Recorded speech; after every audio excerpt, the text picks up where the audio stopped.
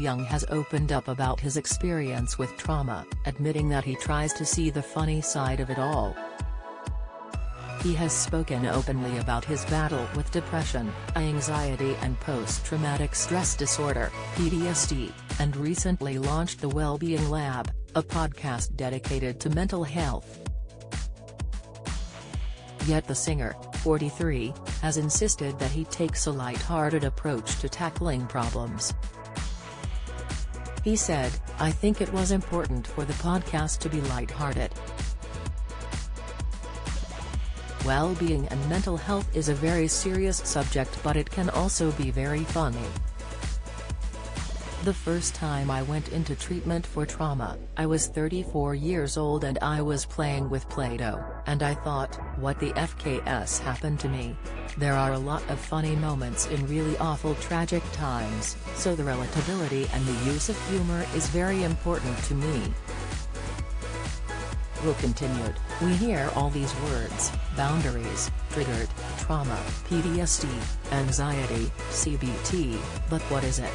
So a lot of it needs to be quite simple and put into layman's terms so people can understand them.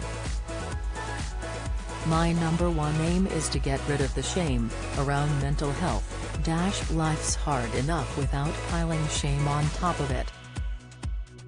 Will previously detailed how he was left with PTSD after attending boarding school with abusive teachers.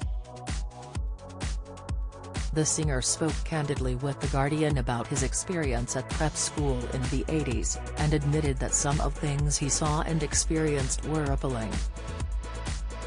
Looking back, he claimed to the publication that some staff would throw children against radiators and rip out the only phone they had to contact their parents or childline, and would also leer at them whilst getting changed. He reflected, "We weren't allowed to wear pants under our football shorts, so my DK used to fall out of my football shorts when I got tackled. Less washing. I saw kids being made to change on the football pitch because they had worn pants. Teachers looking at our penises in the shower, in the bath.